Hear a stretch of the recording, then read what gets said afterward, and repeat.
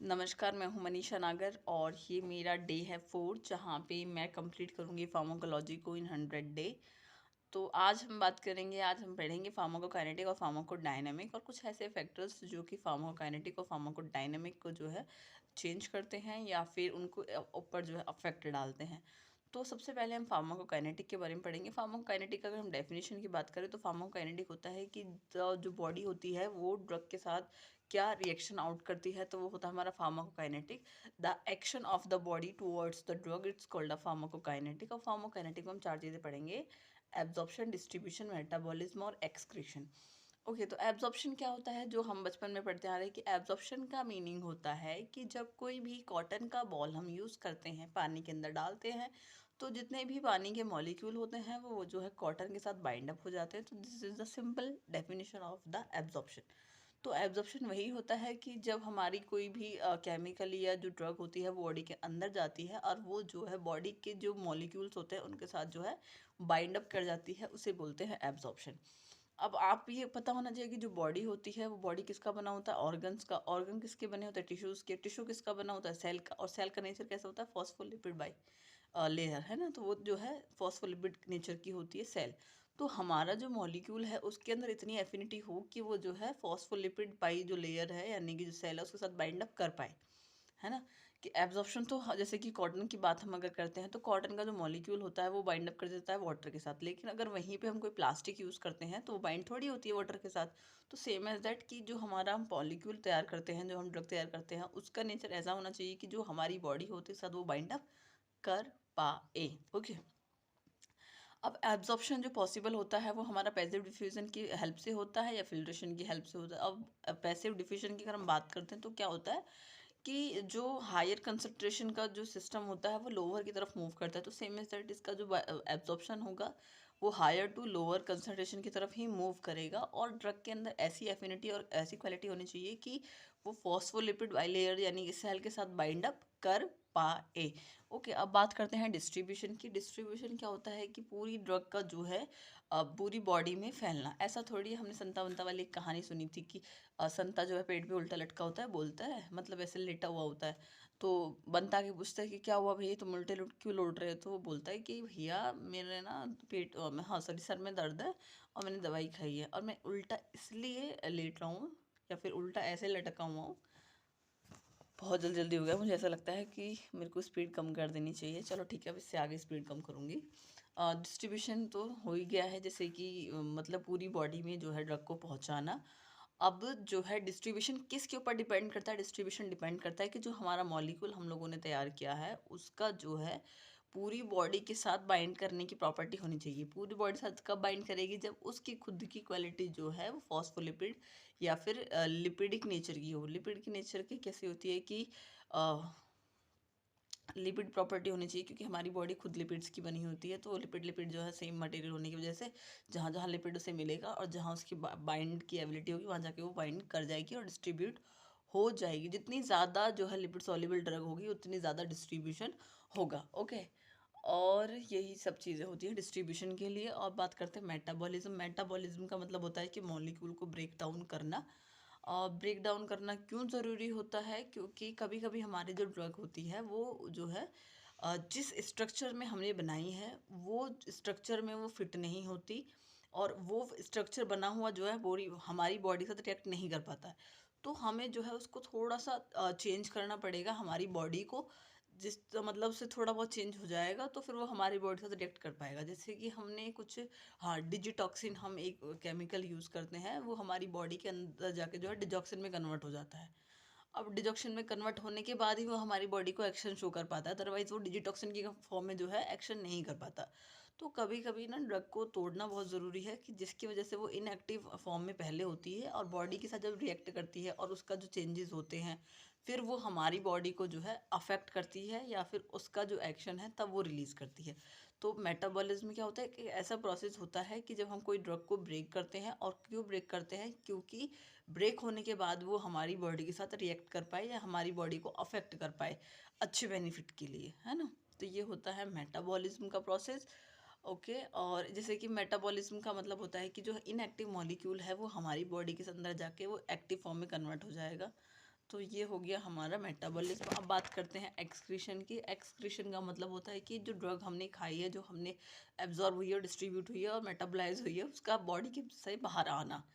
अब बाहर आना भी ज़रूरी होता है क्योंकि उसके जो टॉक्सिन्स होते हैं, ये तो पता ही है कि सारी जो ड्रग होती है उसमें कंप्लीट जो है ड्रग नहीं, मतलब उसके साथ कुछ और भी मेटाबोलाइट्स हम ऐड कर देते हैं या फिर एडिटिव यूज़ कर देते हैं। एडिटिव जैसे कि कलरेंट यूज़ कर दिया, ये बहुत सारी चीज़ें ऐसी होती हैं जो पूरी ड्रग को बनाने के लिए यूज़ किया जाता है। तो उसके लिए जो है हमारा एक्सक्रीशन होना भी बहुत ज़रूरी है, क्योंकि हमारी बॉडी के अंदर ज़्यादा अमाउंट में ड्रग का रहना भी टॉक्सिक हो सकता है, जो कि सेल को जो है अफेक्ट कर सकता है, सेल को डिस्टर्ब कर सकता है, सेल की डिस्टर्ब को सेल का जो फंक्शन होता है उसको डिस्टर्ब कर सकता है। तो इसलिए हमारी जो सेल है, या सॉरी हमारी जो ड्रग है, उसको हमारी बॉडी से आउट होना भी ज़रूरी है। तो ये हमारा किसकी तरह हेल्प से पॉसिबल है? ये हमारा ग्लोमेरुलर फिल्ट्रेशन की हेल्प से पॉसिबल है कि एक्सक्रीट आउट हो जाती है, और दूसरा हमारा ट्यूबुलर रीअब्जॉर्प्शन की वजह से। एक तो हमारा ग्लोमेरुलर फिल्ट्रेशन क्या होता है कि जिसमें जो हमारी ड्रग होती है, अगर उसकी एफिनिटी है या उसकी क्वालिटी है कि वो प्रोटीन बाइंडिंग, हाँ sorry, non protein binding property अगर उसके अंदर होती है। नॉन प्रोटीन बाइंडिंग का मतलब होता है कि वो प्रोटीन के मॉलिक्यूल के साथ बाइंड नहीं हो पा रही है, तो वो आसानी से जो है फिल्ट्रेट हो जाएगी, निकल जाएगी। अब बात करते हैं रीअब्जॉर्प्शन की। रीअब्जॉर्प्शन का मतलब होता है कि जो हमारी प्रोटीन बाइंडिंग जिन मॉलिक्यूल के साथ अच्छी होती है, वो जो है दोबारा से रीबाइंड हो जाते हैं, और जो नहीं हो पाते हैं वो आउट हो जाते हैं, है ना। ये ज़रूरी होता है, और होपफुली आपको ये समझ में आया होगा। तो दिस इज़ द फार्माकोकाइनेटिक। अब बात करते हैं फार्माकोडायनामिक्स की। डायनामिक का मतलब होता है कि जो ड्रग का मॉलिक्यूल होता है हमारी बॉडी के साथ क्या रिएक्शन देता है, वो होता है dynamic. The action of a drug towards the body, it's called the pharmacodynamics. अब डायनामिक को समझने के लिए होता है कि जो हमारा ड्रग होता है और रिसेप्टर होता है, इन दोनों के बीच में जो है रिएक्शन पॉसिबल है, इन दोनों के बीच में अटैचमेंट या इंटरेक्शन पॉसिबल होगा, तभी जो है हमारी डायनामिक्स पॉसिबल हैं। जैसे कि ड्रग का मॉलिक्यूल हमारी बॉडी के साथ जो है इंटरेक्ट कर पा रहा है या नहीं कर पा रहा है, वो होता है हमारा डायनामिक।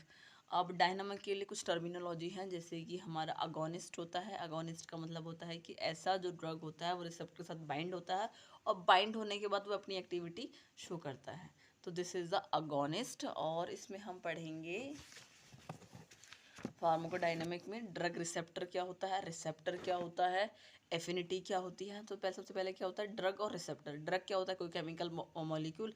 रिसेप्टर क्या होता है, जो हमारी बॉडी के अंदर इंटरनल ऑर्गन है, उनके अंदर सेल जो होती हैं, सेल किसकी बनी होती है, फॉस्फोलिपिड की। और ड्रग और फॉस्फोलिपिड के बीच में इंटरेक्शन पॉसिबल होता है। कब पॉसिबल होता है, जब वो दोनों एक सेम नेचर के होते हैं। तो दिस इज द ड्रग और रिसेप्टर पॉसिबिलिटी है। फिर बात करते हैं रिसेप्टर की। रिसेप्टर किसका बना होता है, फॉस्फोलिपिड का बना होता है, क्योंकि वो हमारी बॉडी के अंदर होता है। This is called the phospholipid receptors.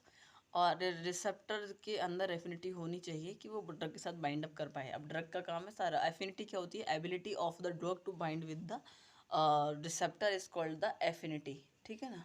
अब बात करते हैं अगोनिस्ट या अगोनिस्ट। अभी हमने बात किया था कि जो ड्रग हमारे रिसेप्टर साथ बाइंड करती है और एक्टिव हो जाती है, और एक्टिव होने के बाद जो अपना एक्शन शो करती है उसे बोलते हैं अगोनिस्ट। और पार्शियल अगोनिस्ट उसे बोला जाता है कि मतलब वो रिसेप्टर साथ तो बाइंड तो हो जाएगी, लेकिन इफेक्ट कितना देगी, थोड़ा सा। तो इसे बोलते हैं पार्शियल अगोनिस्ट। और एंटागोनिस्ट की अगर हम बात करते हैं, तो एंटागोनिस्ट होता है कि वो रिसेप्टर के साथ बाइंड तो करता है लेकिन एक्टिविटी को ब्लॉक कर देता है। For example I will talk, जैसे कि एंटागोनिस्ट क्या होता है। एंटागोनिस्ट जैसे कि हमने जो है हार्ट को पंप, मतलब वो पंप कराना है, तो हार्ट को पंप कराने के लिए हमने जो अगोनिस्ट दिया, तो उसने काम किया कि रिसेप्टर के साथ बाइंड हुआ, और रिसेप्टर के साथ बाइंड होने के बाद उसने जो पंप करना स्टार्ट कर दिया। अब एंटागोनिस्ट क्या होता है कि हमने ड्रग दी, रिसेप्टर के साथ बाइंड हुई, और वो उसने जो है हार्ट को स्टिमुलेट नहीं किया। This is called the antagonist. वो हम किस लिए यूज़ करते हैं, जब पॉइजनिंग हो जाती है किसी को। जैसे मान लो कि हमने जो ड्रग दी थी उसको हार्ट को ज़्यादा पंप कर दिया, हमें दिक्कत होगी, ज़्यादा भी नहीं पंप कराना हमें, तो हम क्या करते हैं उसका एंटागोनिस्ट हम दे देंगे, और जिसकी वजह से उसका जो पंप होना है वो बंद हो जाएगा, है ना। बस ये सारी चीज़ें होती है। और जो ड्रग का एक्शन होता है वो एंजाइमेटिक तरीके से होता है, और विदाउट एंजाइमेटिक रिएक्शन होती है। एंजाइम हमारी बॉडी में प्रेजेंट होते हैं, तो जब हमारी ड्रग जो है एंजाइम के साथ जो है रिएक्ट करती है, तो वो होता है एंजाइमेटिक रिएक्शन। और जो रिसेप्टर बाइंड हो जाती है, तो रिसेप्टर बाइंड हो जाती है। अब बात करते हैं कुछ ऐसे फैक्टर्स जो कि हमारी बॉडी में ड्रग के एक्शन को अफेक्ट करते हैं। Factor affecting to the drug action, है ना। ड्रग एक्शन डायनामिक्स का, डायनामिक यानी कि ड्रग के पास क्या है, capability to act with the body. अब हमारा जो है जैसे कि सबसे पहले बॉडी साइज है, यानी कि बेबी जो होता है उसको ड्रग का अमाउंट कम देना पड़ेगा, अडल्ट को थोड़ा ज़्यादा देना पड़ेगा, बुजुर्ग को देखना पड़ेगा, है ना। तो बॉडी साइज़ के ऊपर डिपेंड करता है। बॉडी साइज़ यानी कि छोटा बच्चा है, बड़ा बच्चा है या कैसा है, तो उसके हिसाब से हम जो है ड्रग को तैयार करते हैं और इसके हेल्प से ही जो है ड्रग एक्टिवेट कर पाती है और ड्रग एक्ट कर पाती है किसी बॉडी के ऊपर। अब बात करते हैं एज की। एज भी यही है कि हमारा जो बेबी है उसका एज थोड़ा है अडल्ट के एज के हिसाब से, और उसके हिसाब से बॉडी साइज़ के हिसाब से, मतलब पूरी बॉडी में डिस्ट्रीब्यूट कराना है ना, तो अमाउंट भी सही लगेगी। तो वो था डिस्ट्रीब्यूशन के ऊपर डिपेंड करता है हमारा बॉडी साइज़ और एज के हिसाब से, यानी कि उसकी कैपेबिलिटी कि वो कंज्यूम कर पाएगी या नहीं बॉडी। और सेक्स मतलब मेल और फीमेल, कि मेल के लिए जो है जैसे कि आपको पता है कि हार्मोनल चीज़ें भी होती हैं। जो मेल के हार्मोन होते हैं वो डिफरेंट होते हैं और फीमेल के हार्मोन डिफरेंट होते हैं। तो कुछ ड्रग ऐसे होती हैं जो मतलब हार्मोनल एक्टिविटी को भी अफेक्ट करती हैं, तो इस वजह से हमें जो है सेक्स भी देखना पड़ेगा कि वो मेल है कि फीमेल है, तभी हम उसको ड्रग जो है प्रोवाइड कराएंगे और ड्रग की एफिनिटी तभी रिएक्ट कर पाती है। And route of drug administration, अभी हमने रूट पढ़े थे पुरानी वाली वीडियो में, जिसमें बहुत सारे रूट हमने पढ़े थे। लोकल रूट पढ़ा था, सिस्टमिक पढ़ा था। सिस्टमिक के अंदर दो पढ़े थे, कौन से, एंट्रल और पेरेंट्रल। और एंट्रल में पढ़ा था हमने ऑरल रूट पढ़ा था, रेक्टल रूट पढ़ा था, और बहुत सारी चीज़ें पढ़ी थी, वो आप पुरानी वीडियो में देख सकते हो। और मे बी स्पीड मैंने बहुत ज़्यादा कर ली है, इसको कम करना बहुत ज़रूरी है, तो मैं ट्राई कर रही हूँ। यानी कि ड्रग एडमिनिस्ट्रेशन का जो रूट होता है वो भी बहुत अफेक्ट करता है। अगर आप जो है ऑरल रूट से ड्रग को दे रहे हैं तो सबसे पहले वो जो है स्टमक के अंदर जाएगी, स्टमक के बाद वो एब्जॉर्ब होगी, एब्जॉर्ब के बाद वो लीवर के पास जाएगी, लीवर के बाद जो है अपना एक्टिविटी के लिए फिर फर्दर आगे जाएगी। तो उसमें हो गया कि हाँ, फिर वो मतलब उसका मेटाबॉलिज्म भी होता है। मेटाबॉलाइज मतलब break down of the drug. फिर उसके बाद वो अपना एक्शन शो करती है। तो ये हो गया कि ऑरल रूट से हम ड्रग ले रहे हैं। अब बात करते हैं सिस्टमिक। डायरेक्टली हमने आईवी लगा ले तो डायरेक्टली ब्लड स्ट्रीम में जाएगी और अपना एक्शन शुरू कर देगी, तो उसमें नो टाइम कंज्यूमिंग प्रोसेस होता है, स्पीड होता है, बहुत सारी चीज़ें होती हैं। रूट ऑफ ड्रग एडमिनिस्ट्रेशन भी बहुत मैटर करता है। अब बात करते हैं हम पैथोलॉजिकल स्टेट है, मैंने कि बंदे की स्टेट कैसी है पैथोलॉजिकल, जैसे कि उसको अगर कोई प्रॉब्लम है, डिजीज़ है, पहले ही भैया उसको दिक्कत हो रही है कोई और सी बीमारी, और हम उसे ड्रग दिए जा रहे हैं, तो वो जो है एक्ट नहीं करती है, क्योंकि पहले उसकी बॉडी में खलबली मची हुई है ना। तो पहले उसकी पैथोलॉजिकल स्टेट को देखेंगे। अगर उसको पहली प्रॉब्लम है तो पहले उसको, क्योंकि हमारी जो ड्रग है उसके जो है साइड इफ़ेक्ट्स भी होते हैं, तो साइड इफ़ेक्ट्स उसको और अफेक्ट ना कर दें, तो इसकी वजह से हमें जो है उसकी पैथोलॉजिकल स्टेट भी देखनी पड़ेगी। तो बहुत सारी चीज़ें पढ़ रहे हैं इसमें। अब बात करते हैं कि हाँ, टैकीफाइलेक्सिस क्या होता है। टैकीफाइलेक्सिस होता है कि how rapid your body react to the drug, यानी कि कितनी जल्दी से आप जो है टॉलरेंस डेवलप कर लेते हैं एक पर्टिकुलर मॉलिक्यूल के लिए। तो दिस इज द मतलब होता है कि कितनी जल्दी आप जो है उसकी टॉलरेंस डेवलप कर पा रहे हैं। टॉक्सिक इफेक्ट क्या होता है। टॉक्सिक इफेक्ट होता है कि आप जो है कोई ड्रग ले रहे हैं, उसको हायर अमाउंट में ले लिया, उसको टॉक्सिसिटी आपको हो गई है। एडवर्स इफेक्ट मतलब उल्टा, जैसे कि देखो टॉक्सिक इफेक्ट होता है, कोई एडवर्स इफेक्ट होता है। एडवर्स इफेक्ट होता है कि जो कि अनवांटेड होता है, जो हम चाहते ही नहीं है कि इफेक्ट आए, वो होता है अनवांटेड मतलब साइड इफेक्ट। और टॉक्सिक इफेक्ट होता है कि एक्सेसिव आपने ड्रग ले रही है तो टॉक्सिक इफेक्ट शो करेगी। हाँ मतलब हाँ, चलो बता रही हूँ। तो पैरासीटामोल जो होता है वो हम कितने mg कंज्यूम कर सकते हैं, मतलब एक बॉडी, मतलब जो उसका फॉर्मुलेशन तैयार किया जाता है वो 650 का किया जाता है, 500 का किया जाता है। ओके, अगर हम उसमें एक्सेस मतलब एक बार में मतलब 2-3 हज़ार ग्राम खा लेंगे, mg खा लेंगे, तो टॉक्सिक इफेक्ट शो करेगी ही करेगी। अगर जैसे कि और जैसे कोई और ड्रग खा लेते हैं, जैसे मान लो पैरासीटामोल का ही एग्जांपल ले लेते हैं, ये तो ये टॉक्सिक इफेक्ट कि एक बार में हमने 2000 mg खा ली। और दूसरा जो होता है कि साइड इफेक्ट होता है कि अगर आप उसको जो है लिए जा रहे हो, लिए जा रहे हो, लिए जा रहे हो, लिए जा रहे हो, अफेक्ट तो कर रही है, लेकिन उसका साइड इफेक्ट होता है कि वो लीवर को डैमेज करेगी करेगी। होपफुली आपको समझ आई हो बहुत सारी चीज़ें। अगर आपको ये चीज़ें थोड़ी सी ज़्यादा लग रही हैं तो हम जो है दूसरी वीडियो बना लेंगे एक एक चीज़ को समझने के लिए। स्पीड मेरे को लग रही बहुत ज़्यादा हो गई है। Thank you. होपफुली आप मेरे को सपोर्ट करें प्लीज़। मैं बहुत मेहनत से वीडियो बना रही हूँ और मैं चाहती हूँ कि यूट्यूब वाले प्लीज़ थोड़ा सा हेल्प करें। एटलीस्ट व्यू तो मेरे को दिखे कि हाँ भाई थोड़े बहुत व्यू बढ़ रहे हैं, मैं पैसे करूँ तो उसका फ़ायदा मुझे दिखना चाहिए प्लीज़।